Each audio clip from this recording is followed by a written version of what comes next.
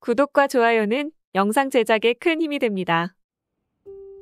회음, 학문, 내경뜸 제10장 여성과 건강 네 번째, 자궁의 통풍은 병을 멀리한다. 262페이지.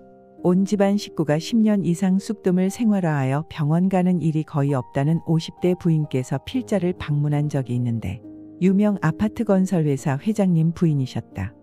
부인의 남편께서는 40대 초반에 간경화로 고생하다 친척의 권유로 쑥뜸을 하여 지금은 정상이 되었다 한다. 그 부인의 친척분 또한 간경화를 쑥뜸으로 완치시켰다 하며 친척의 부인은 암으로 판명된 후 쑥뜸을 하여 정상 생활을 15년째 하며 건강이 매우 양호한 편이라 했다. 병원에서 정밀 촬영을 하면 최초의 암덩이가 하얀 상태로 전이되지 않은 그 모양 그대로 있다고 한다. 자료문헌에 의하면 어떤 자연요법으로 암의 전이가 되지 않고 오래되면 암덩이가 석회질화되는 경우가 보고된 바도 있으나 누구에게나 똑같이 자연요법으로 암덩이의 석회질화를 기대할 수는 없다. 방문하신 부인 또한 건강한 생활을 누리고 있으나 매일 쑥뜸을 30분 정도 한다고 했는데 그 부인은 쑥뜸의 절대주의자였으며 쑥뜸의 전도자였다. 친하게 만나는 사람에겐 쑥뜸을 꼭 권유한다고 했는데 그 이후로는 쑥은 영초이고 쑥뜸으로 받은 은혜는 쑥뜸을 알림으로 그 은혜에 보답하는 것이라 했다. 그리고 이제야 쑥뜸을 쉽고 편하게 하는 기기를 만났다 하시며 그토록 좋아하시던 기억이 생생하다. 부인께서는 필자에게 꼭 권하고 싶은 경험이 있다고 하며 많은 사람들에게 자신의 건강 경험을 꼭 전해주었으면 하고 원하셨다. 여성들은 집에 있는 시간만큼은 꼭 달라붙는 팬티를 입지 않는 것이 좋다는 건강론이었다. 그 방법은 매우 간단한데 집에서는 헐렁한 T자형 면 팬티에 치마를 입고 생활하여야 한다는 것이다. 그리하면 통풍이 잘 되어 여성의 냉대함은 자연스럽게 사라진다고 하였다. 필자의 경험으로 타당한 건강론이라 생각한다. 시골 논두렁길에 쇠똥이 떨어진 것을 본 적이 있을 것이다. 습하고 눅눅한 풀숲에 떨어진 쇠똥에는 파리떼와 벌레가 우글거린다.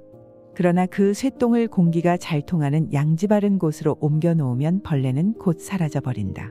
그 이유는 쇠똥에 벌레가 살 수 없는 환경이 되었기 때문이다. 여성의 하단전은 늘 습하고 냉하며 세균과 풍한에 노출되어 있다. 그렇다고 바람을 잘 통하게 해준다고 벌거벗고 생활할 수도 없다.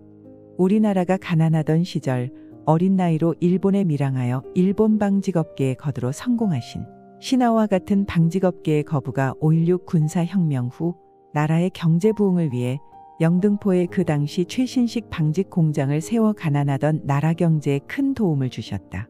그분의 직계께서는 필자의 생불쑥뜸 애호가이신데 그분의 집에 놀러 오시는 분에겐 생불쑥뜸을 권유하신다 한다.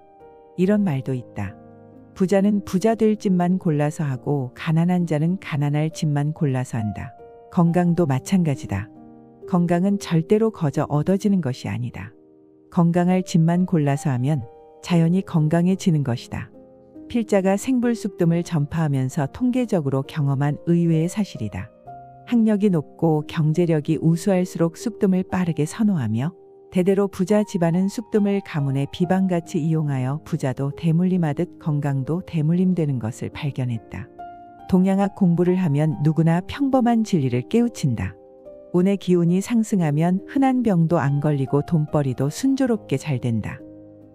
회음, 학문, 내경뜸 목관호 저 새눈출판사 2020년 개정 6판. 시청해주셔서 감사합니다. 오늘도 즐거운 하루 되세요. 본 방송은 미국, 유럽, 아시아 등지에서 침구 의료원을 운영하는 의사 및 후와 관심 있는 일반인을 위한 자리입니다. 과학화한 사보침, 백승뜸 재교육을 통해 병 잘 고치는 의사로 거듭나아 확실히 치료하는 침구 의학의 위상을 높이고자 목적하는 교육 방송입니다. 목관호 사보침구학회 회장 백승 목관호.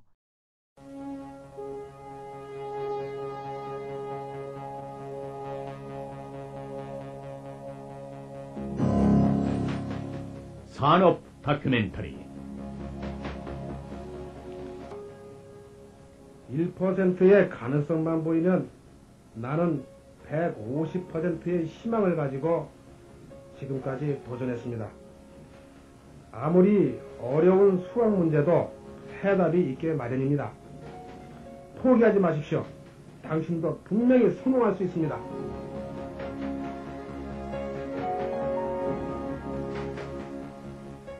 맹물 에너지 박사.